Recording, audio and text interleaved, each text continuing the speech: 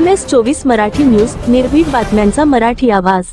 ईश्वरपूरच्या हृदयात अत्याधुनिक सोयी सुविधांनी सजलेलं Shri heights ready position 2 BHK flats, shops आणि कमर्शियल स्पेसेस तुमच्यासाठी तयार आहेत। CCTV निगराणी, प्रशस्त parking, lift with battery backup आणि अगदी मोक्याच्या लोकेशनवर सगळं काही एका ठिकाणी।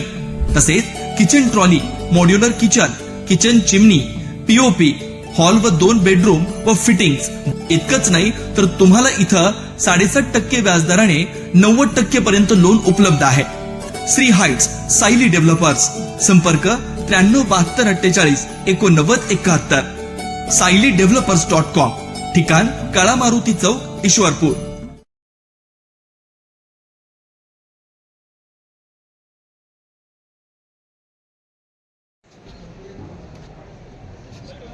नमस्कार, मी जनलोक प्रतिष्ठानमधून सुनंदा कदम बोलते। आज जो सांगलीमध्ये, कोल्हापूरमध्ये जो मेळावा झाला त्या संदर्भात मला थोडंसं बोलायचं आहे की आज जे लोकांना पैसे मिळालेत जनलोकच्या माध्यमातूनच मिळाले, जनलोकच्या प्रयत्नांमुळे मिळालेत।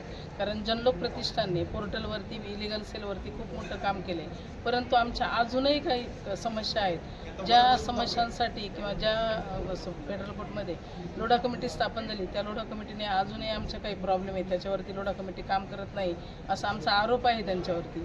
आणि त्यांनी इथून पुढे जे आमचं एक्नॉलेजमेंट आहे, अलॉटमेंट लेटर आहे किंवा डेथ क्लेम आहे, याच्यावरती 100% त्यांनी गुंतवणूकदारांचा प्रॉब्लेम समजून घ्यावा आणि त्याच्यावरती सोल्युशन द्यावं, एवढंच मी या माध्यमातून आपल्यासमोर मांडू इच्छितो।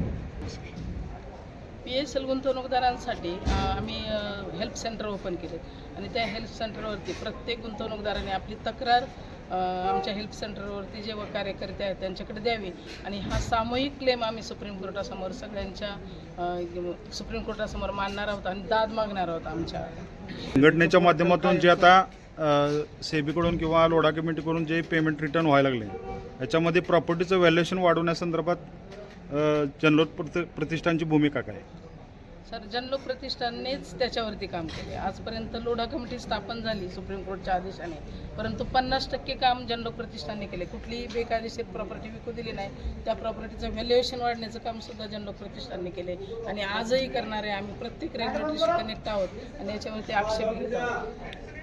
सेबीचं पोर्टल कायमस्वरूपी चालू राहावं यासाठी त्यासाठी आम्ही प्रयत्न व्हावा, जेणेकरून राहिलेल्या लोकांचे पण राहिलेले क्लेम करता येतील आपल्याला। जनलोकचं पोर्टल ओपन करण्यासाठी आम्ही कमिटीला विनंती करणार आहोत, परंतु ज्या काही बाकीच्या गोष्टी आहेत त्याच्यावरती कमिटीने आम्हाला सहकार्य करावं किंवा आम्हाला एक मीटिंग द्यावी किंवा आमचे सगळे प्रॉब्लेम त्यांनी सॉल्व्ह करावे।